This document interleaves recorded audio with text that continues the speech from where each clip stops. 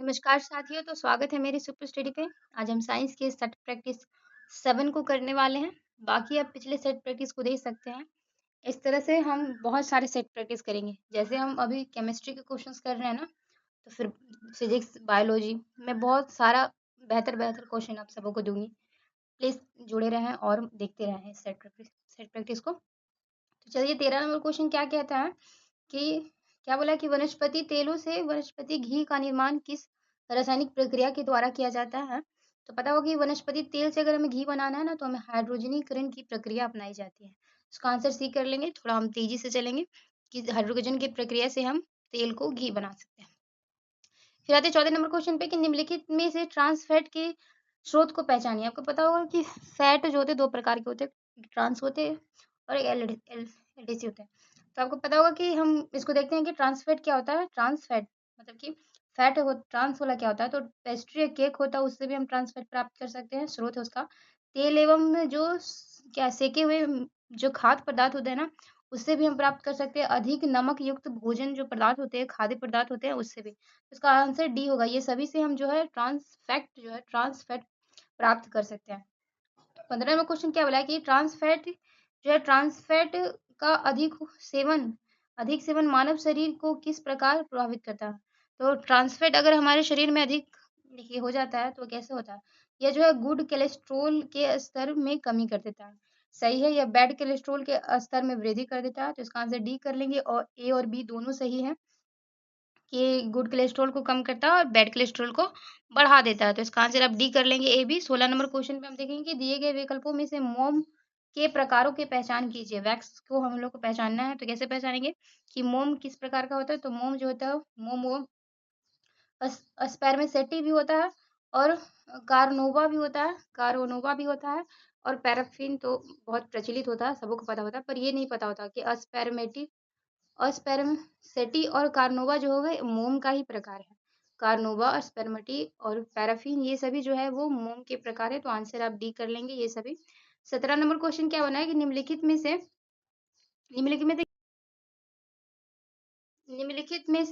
में से किसे पाम वैक्स अथवा ब्राजील वैक्स कहा जाता है। तो जो कार्बोनेला वैक्स होता है ना, उसे हम पाम वैक्स या ब्राजील वैक्स कहते हैं। क्वेश्चन पूछा हुआ है तो पाम वैक्स या ब्राजील जो वैक्स होता है वो कार्बोनेला वैक्स होता है। तो इसका आंसर आप सी कर लेंगे। कार्नोवोला जो वैक्स होता है उसे हम पाम वैक्स या ब्राजील वैक्स कहते हैं। चलते हैं नेक्स्ट क्वेश्चन 18 नंबर पे कि बोला गया है कि पैरासिटामोल किस प्रकार की औषधि है। बोला जा रहा है कि पैरासिटामोल किस प्रकार की औषधि है। तो आपको पता होगा कि जो पैरासिटामोल वो हम प्रतिज्वारकारी और पीड़ाहारी है, यानी दर्द और बुखार के लिए इस्तेमाल करते हैं पैरासिटामोल। तो इसका ये आंसर कर लेंगे। फिर देखते हैं 19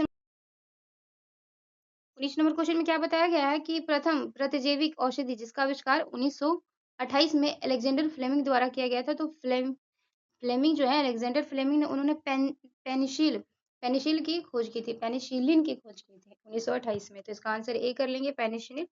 फिर देखते हैं 20वें नंबर क्वेश्चन की निश्चेतक के रूप में प्रयोग किए जाने वाला रसायन की पहचान करें।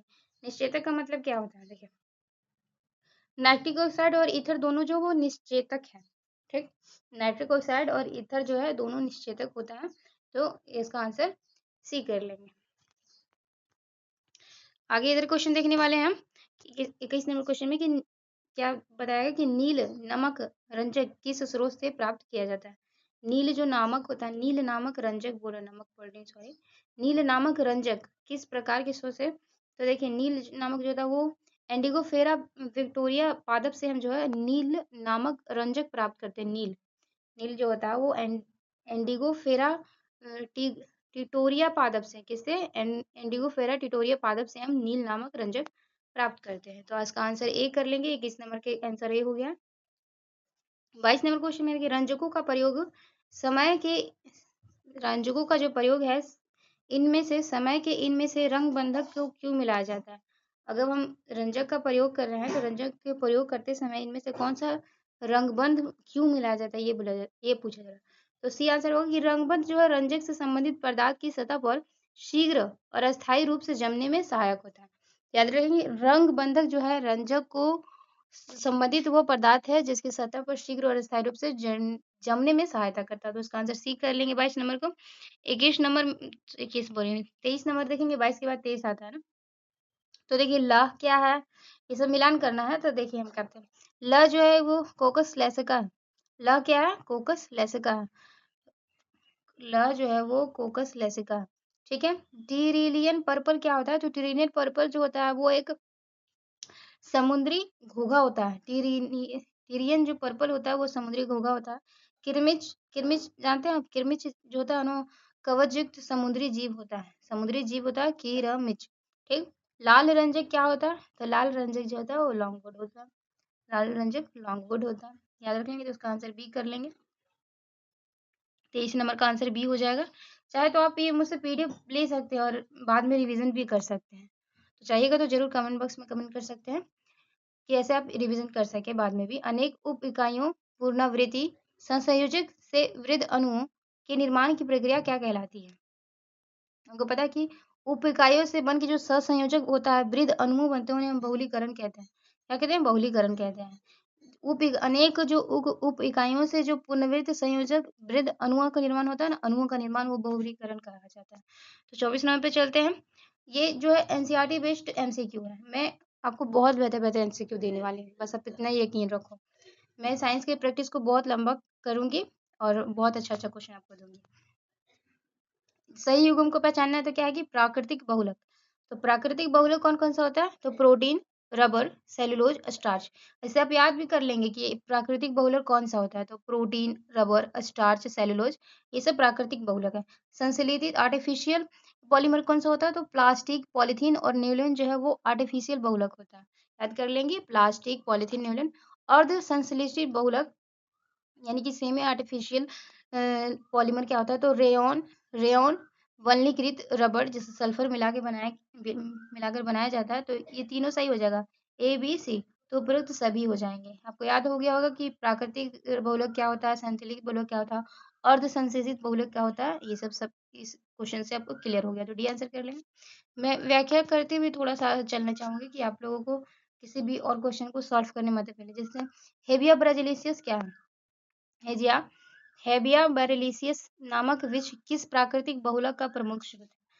पता है जो हेबिया ब्रिलिसियस है ना, वो रबड़ जो होता है, रबड़ का बहुलक होता है। हेबिया ब्रिलिसियस प्राकृतिक जो है वृक्ष जो है नामक प्राकृतिक बहुलक का प्रमुख किसका स्रोत होता है? जो रबड़ का होता है, हेबिया ब्रिलिसियस। याद रख लेंगे हेबिया ब्राजिलिसियस जो है वो रबड़ का है। बस इतना बी आंसर कर लेंगे।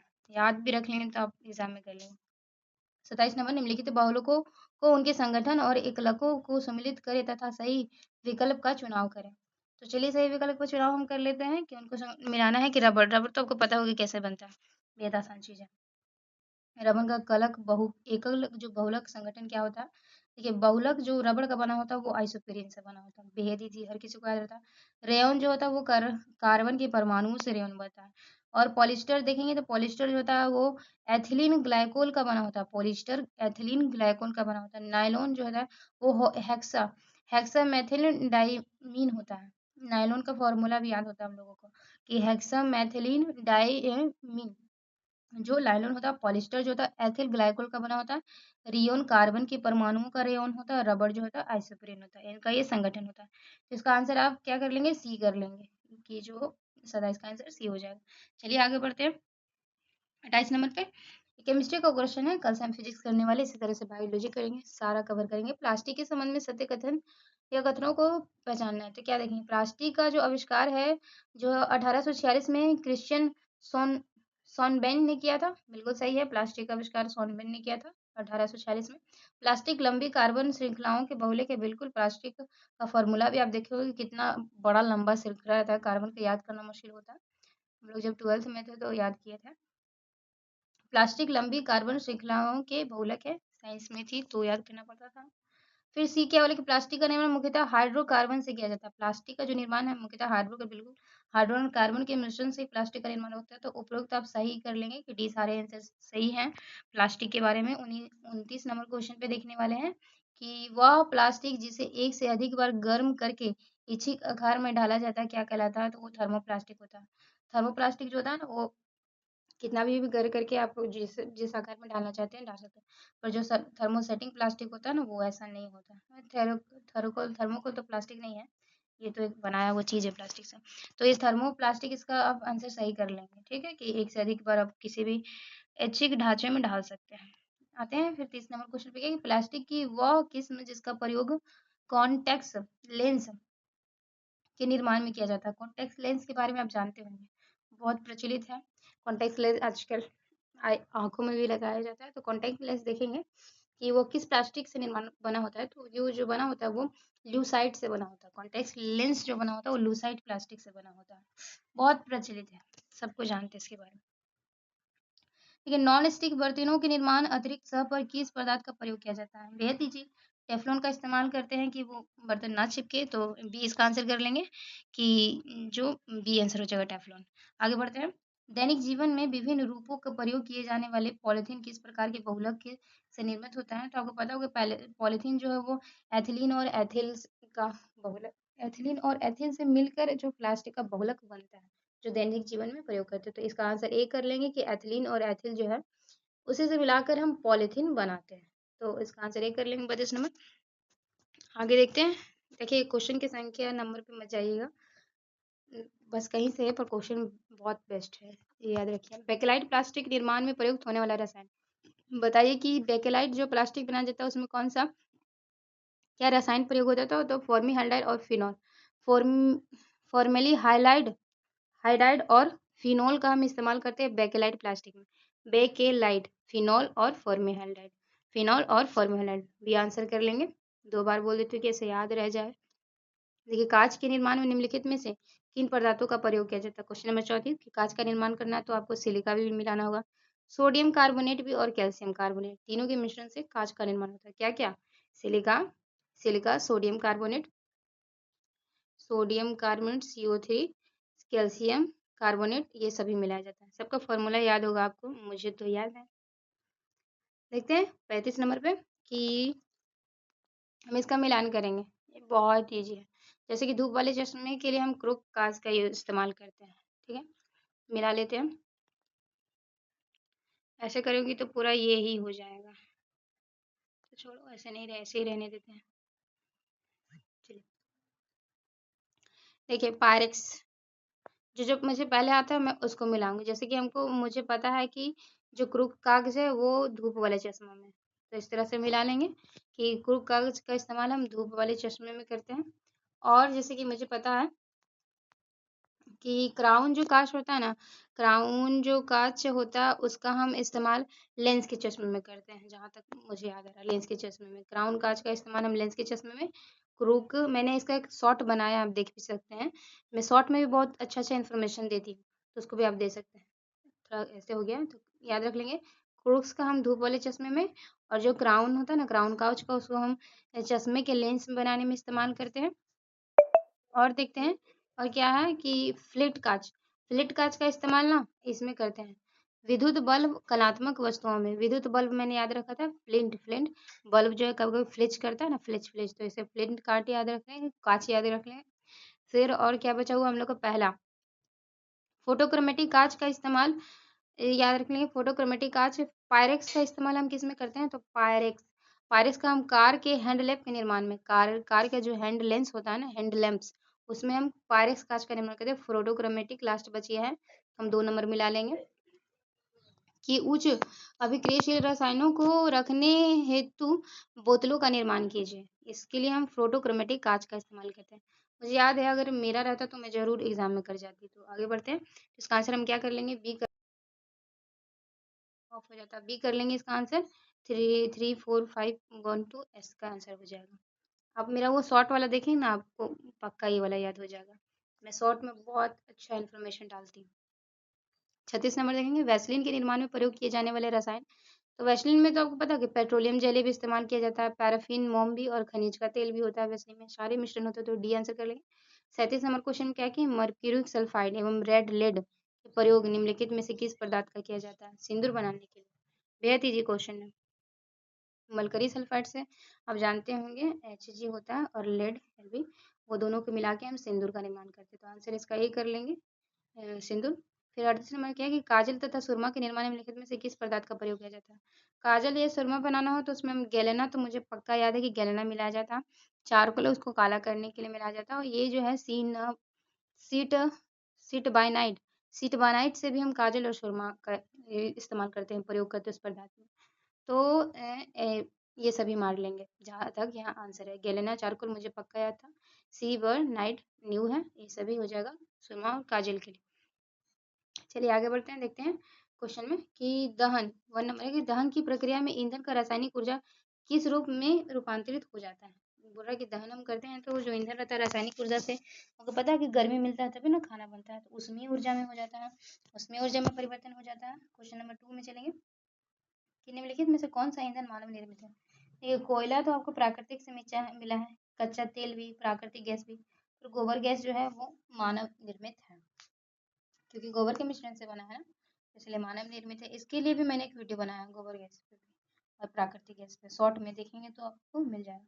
क्या बताया गया, कोयले जो है कोयले कोयले किस किस्म की कार्बन सर्वाधिक मात्रा होती है। अच्छा, आपको पता है कि कोयला 4 प्रकार का था और एंथ्रासाइड जो था उसमें कोयले की मात्रा सर्वाधिक होती है। ठीक है, ये आंसर कर लेंगे। चारकोल देखें, चारकोल का निर्माण किस विधि से किया जाता है, तो लकड़ी के भंजक आश्वासन विधि से। लकड़ी का जो भंजक आश्वासन आसवन विधि होता है ना, आश्वासन बोल रही है, आसवन विधि होता है, उससे हम चारकोल प्राप्त करते हैं, तो बस ये आंसर कर लेंगे। आगे बढ़ते हैं 5वें नंबर क्वेश्चन पे कि ठोस ईंधनों का नकारात्मक पक्ष क्या है। जो ठोस ईंधन है उनका नकारात्मक पक्ष, तो देखते हैं क्या बोल रहा है कि इनसे उत्पन्न ऊष्मा का बड़ा भाग नष्ट हो जाता है। हाँ, इसीलिए तो नकारात्मक पक्ष है ना। इसके दहन से राख उत्पन्न होती है, बिल्कुल। नकारात्मक पक्ष कहने का मतलब जो अच्छा ईंधन नहीं है, तो यही सब ना होता है जिसमें कि बड़ा भाग नष्ट हो जाए या दहन उत्पन्न में राख मिल जाए, इसके दहन को नियंत्रित करना कठिन होता है। तो उपरोक्त जो सही है वो ठोस ईंधन के नकारात्मक पक्ष में सही है, तो उपरोक्त सही डी कर लेंगे यहाँ से। आगे बढ़ते हैं, आगे क्वेश्चन में हम बढ़ने वाले हैं। देखिए पेट्रोलियम, 6 नंबर क्वेश्चन है। पेट्रोलियम में निम्नलिखित में से कौन से तत्व उपस्थित होते हैं। पेट्रोलियम में कौन सा होता है, तो कार्बन सल्फर हाइड्रोजन तीनों होता है, याद रख लेंगे। Carbon sulphur hydrogen, carbon sulphur hydrogen तीनों पेट्रोलियम में पाया जाता है, तो इसका आंसर आप डी कर लेंगे।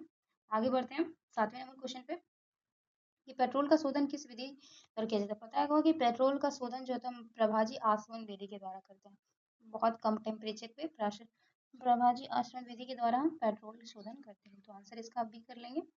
चलिए आगे हम बढ़ते हैं 8वें नंबर पेट्रोलियम के शोधन की प्रक्रिया पेट्रोलियम गैस के तापमान पर होती है। जब हम पेट्रोलियम का शोधन करते रहते हैं तो उसका तापमान क्या होना चाहिए, तो 40 डिग्री सेंटीग्रेड से कम होना चाहिए। मैंने कहा कि बहुत कम ही टेम्परेचर पे आसवन विधि प्रभाजी आसवन विधि से पेट्रोलियम का शोधन होता है, तो इसका आंसर आप ए कर लेंगे। आगे बढ़ते हैं 9 नंबर क्वेश्चन में कि पेट्रोलियम के शोधन के दौरान प्राप्त केरोसिन निम्नलिखित में से किसकी प्रक्रिया का प्रयोग किया, किसके निर्माण में प्रयोग किया जाता है। जो हम पेट्रोलियम शोधन में हमें केरोसिन प्राप्त होती है ना, वो निम्नलिखित में से किसके निर्माण में प्रयोग किया जाता है। देखिए, जो हमें केरोसिन प्राप्त होती है ना, उससे हम जेट ईंधन बनाते हैं और पैराफिन भी बनाते हैं। इसका ए और दोनों आंसर हो जाए कि जेट ईंधन और पैराफिन जो हम केरोसिन से बनाते हैं, जो हमें पेट्रोलियम शोधन के दौरान प्राप्त होते हैं केरोसिन, उससे हम बनाते हैं। 10 नंबर क्वेश्चन में पेट्रोलियम शोधन के पश्चात प्राप्त अवशिष्ट पदार्थ निम्नलिखित में से किसके निर्माण में प्रयोग किया जाता है। पेट्रोलियम जब संशोधन होता है उसके पश्चात कुछ अवशिष्ट पदार्थ, वेस्ट मैटर जो बच जाते हैं, उसे उसका हम उस निम्नलिखित में से किसके निर्माण में प्रयोग करते हैं। तो वो जो अवशिष्ट पदार्थ बचा होता है ना, उसे हम बिटुमेन में बनाते हैं, मोम बनाते हैं, टार बनाते हैं। पता होगा आपको कि उसके अवशिष्ट पदार्थ से भैसलिन भी बनता है। तो बिटुमेन, टार और मोम ये सभी आंसर हो जाएंगे। आगे बढ़ते 11 नंबर क्वेश्चन है। इंजनों क्या बोला है कि इंजन जो है इंजन इंजन एक मिनट इंजन के 11 नंबर क्वेश्चन क्या बोला, इंजनों में अस्फोटन अस्फोटन कम करने के लिए ईंधन में कौन सा पदार्थ मिलाया जाता है, तो टेट्रा एथाइल लेड मिलाया जाता है। ये भी मैंने शॉर्ट में डाला कि ईंधन में जो है इंजन में अस्फोटन कम करना हो तो उसमें टेट्रा एथाइल मिलाया जाता है। अस्फोटन संख्या से आपको पता होगा कि पेट्रोल से रिलेटेड है अस्फोटन संख्या, तो टेट्रा इथाइल याद रख लेंगे कि उसके ईंधन के स्फोटन को अगर हम कम करना है अब स्फोटन को कम करना है तो टेट्रा एथाइल लेड मिलाएंगे, तो ये इसका आंसर कर लें। आगे बढ़ते हैं 12वें नंबर क्वेश्चन पे देखेंगे क्या बोला गया कि पेट्रोल एवं विमानन ईंधन में गुणवत्ता व्यक्त करने के लिए निम्नलिखित में से किसका प्रयोग किया जाता है। तो ये तो बोला पेट्रोल के अगर उनका गुणवत्ता में जाने हैं तो वो ऑक्टेन संख्या से जान सकते हैं, और ऑक्टेन संख्या किस पर आधारित होती है, जो अपस्फोटन पर आधारित है, जैसे कि पिछले क्वेश्चन में था। तो याद रखेंगे पेट्रोल एवं विमानन जो भी ईंधन होता है, विमानन विमानन जो भी ईंधन की गुणवत्ता को व्यक्त करने के लिए हम ऑक्टेन संख्या का इस्तेमाल करते हैं। आगे बढ़ते हैं कि निम्नलिखित में में से किसके द्वारा डीजल की गुणवत्ता प्रदर्शित की जाती है? तो सीटेन संख्या से जो हम डीजल की गुणवत्ता के पता करते हैं, प्रदर्शित करते हैं। ऑक्टेन से पेट्रोल के लिए ऑक्टेन और डीजल के लिए सीटेन। तो इसका आंसर क्या होगा? डीजल पूछा है ना, तो डीजल के लिए आप सीटेन संख्या मान लेंगे। आगे बढ़ते हैं फटाक से कि प्राकृतिक गैस का प्रमुख घटक मीथेन बेहद आसान, आपको पता होगा कि प्राकृतिक गैस का जो सर्वप्रमुख घटक होता है वो मीथेन होता है, सबको याद कर चुके हैं, पढ़ चुके हैं। निम्नलिखित में से कौन सी गैस संपीड़ित प्राकृतिक गैस में अनुपस्थित होती है, यानी कि प्राकृतिक गैस में कौन सी गैस नहीं रहती है? तो देखिए मीथेन रहती है, ब्यूटेन, मीथेन सब रहते हैं, पर कार्बन डाइऑक्साइड जो है CO2 का क्या काम है? सॉरी,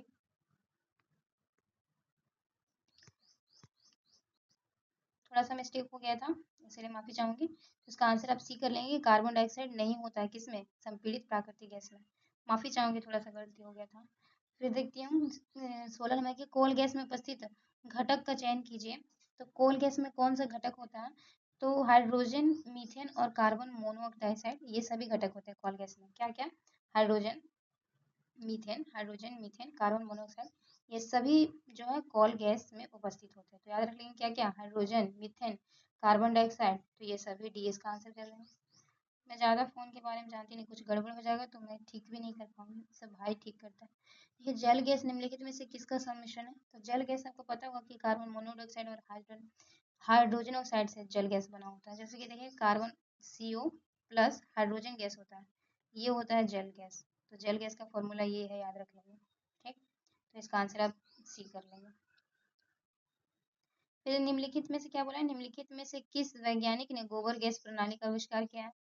तो AS देसाई ने किया है। देखिए गोबर जो है हमारे देश के लिए बहुत जरूरी है, तो देसाई याद रख लेंगे कि ASB जो है, SB देसाई ने गोबर गैस संयंत्र का या प्रणाली का आविष्कार किया है, याद रखेंगे। फिर देखते हैं 19 की घरेलू जो है, अरे वाह, घरेलू घरेलू देखेंगे, घरेलू क्या पूछा हो कि घरेलू गैस के सिलेंडरों में गैस रिसाव पता लगाने के लिए कौन सा पदार्थ मिलाया जाता है? तो इथाइल मरकैप्टन, बेहद ईजी है, सबको याद रहता है इथाइल मरकैप्टन, इसका आंसर कर लेंगे आप। 20 नंबर निम्नलिखित में से क्या बोला? निम्नलिखित में से कौन सा ईंधन सबसे कम पर्यावरण प्रदूषण करता है? हाइड्रोजन। हाइड्रोजन सच में गुड ईंधन में आता है, भविष्य का ईंधन है। पर डीजल प्रदूषण करता है, केरोसिन भी करता है, कोयला भी करता है। तो इसका आंसर हाइड्रोजन होगा कि हाइड्रोजन जो है पर्यावरण हितैषी है, यानी पर्यावरण के लिए अच्छा है। अब आते हैं कौन सा क्वेश्चन है, शायद मिलान था, कट गया है क्या? नहीं कटा नहीं है, हाँ है। तो इसको हम मिलान को मिला लेंगे। 21 नंबर क्वेश्चन में क्या बोला है कि सूची 1 को सूची 2 से मिलाना है। तो देखिए क्या बोला है? CNG क्या होता है? बेहद आसान, आप सब जानते होंगे कि CNG जो होता है, CNG में मिला रहता है, CNG में मीथेन और इथेन। तो 3 आंसर कर लेंगे। LPG में क्या होता है? एलपीजी में तो पता है कि ब्यूटेन और प्रोपेन मिला होता है एलपीजी में, तो ये मार लेंगे। कोल गैस में क्या क्या होता है? कोल गैस अभी हम लोग देखे थे कि कोल गैस में क्या क्या है। तो कोल गैस में जो होता है ना, हाइड्रोजन होता है, मीथेन होता है, कार्बन मोनोऑक्साइड होता है। और जो जल गैस होता है, जल गैस अभी हम लोग देखें कि कार्बन मोनोऑक्साइड और हाइड्रोजन होता है। तो इसका आंसर आप कर लेंगे। एक बार फिर कंफ्यूजन हो रहा हो तो मिला देंगे। सीएनजी में हम क्या क्या देखते हैं? मीथेन और इथेन। एलपीजी में ब्यूटेन और प्रोपेन। कोल गैस में क्या देखते हैं? तो कोल गैस में हम हाइड्रोजन देखते हैं, मीथेन देखते हैं, कार्बन मोनोऑक्साइड। जल गैस में कार्बन मोनोऑक्साइड और हाइड्रोजन रहता है, पर जब कोल गैस आता है ना तो मीथेन एक्स्ट्रा आ जाता है। तो इस तरह से इसका आंसर हम सी कर लेंगे कि इसका आंसर सी हो जाएगा 21 नंबर पे। आगे बढ़ते हैं 22 नंबर क्वेश्चन पे। निम्नलिखित में से किसका प्रयोग नोदक और रॉकेट के ईंधन के रूप में, यानी कि नोदक और रॉकेट जो ईंधन होता है उसका हम प्रयोग करते हैं, तो उसमें हम ना द्रव हाइड्रोजन और द्रव ऑक्सीजन का इस्तेमाल करते हैं, याद रख लेंगे। नोदक और रॉकेट के ईंधनों में जो है द्रव हाइड्रोजन और द्रव ऑक्सीजन, द्रव हाइड्रोजन द्रव ऑक्सीजन, डी आंसर कर लेंगे। आगे बढ़ते हैं कि बोला गया है कि विमान ईंधन को जमने से रोकने के लिए उनमें से कौन सा पदार्थ मिलाया जाता है? विमान में जो ईंधन उसको हम नहीं जमना देना चाहते हैं, तो उसके लिए हम इथिलीन ग्लाइकोल मिलाते हैं। ग्लाइकोल याद रखेंगे, इथिलीन ग्लाइकोल, कोल रहे जमे नहीं, इसलिए हम ग्लाइकोल मिलाते हैं, इथिलीन ग्लाइकोल। चलिए आगे देखते हैं 24 नंबर पर। बायोगैस संयंत्र निष्कासित निम्नलिखित में से कौन सी गैस जो है ईंधन गैस के रूप में प्रयोग की जाती है? बायोगैस के करने के लिए हम कौन सा गैस मिलाते हैं? तो बायोगैस का मुख्य घटक मीथेन होता है, तो इसका आंसर सी कर लेंगे, मीथेन। 25 नंबर क्वेश्चन पे देखते हैं कि द्रवीकृत पेट्रोलियम गैस का उपयोग किया जाता है। तो आपको पता होगा कि खाना पकाने के लिए और जो है वाहन ईंधन के रूप में हम एलपीजी का प्रयोग करते हैं, जो अभी बहुत किल्लत हो गई है देश में, तो इसका आंसर कर लेंगे डी। तो 27 नंबर पे आगे देखेंगे, बाकी क्वेश्चन है। क्वेश्चन नहीं, ये सब विविध है। आपको ये पीडीएफ चाहिए तो मुझसे ले लीजिए, बहुत इंपॉर्टेंट है, आपको मदद करेगा। 2025 के आंकड़े के अकॉर्डिंग सारा नोबेल पुरस्कार भी है। देखिए क्या बोला जाता है, जेस्ट्रोफा नामक वनस्पति निम्नलिखित में से किस ईंधन का प्रयोग किया जाता है? तो जेट्रोफा नामक वनस्पति है जो उसके किसके लिए होता है? तो बायोडीजल के लिए होता है। जेट्रोफा नामक वनस्पति से ही हम डीजल बनाते हैं, तो बायोडीजल इसका आंसर कर लेंगे। बायोडीजल इसका आंसर कर लेंगे। फिर देखते हैं, ये सारा पीडीएफ है, आपको चाहिए तो मैं दिलवा दूंगी, आप ले सकते हैं। बाकी जो क्वेश्चन है कल पढ़ा दूंगी, और सारा पीडीएफ ये जो विविध है मैं वो आपको रटवा दूंगी। तो कल एक और सब्जेक्ट रहेगा केमिस्ट्री का, तो इसके बाद फिजिक्स स्टार्ट करेंगे। थैंक यू दोस्तों, अच्छा लगे तो जरूर सेशन को लाइक कीजिएगा। थैंक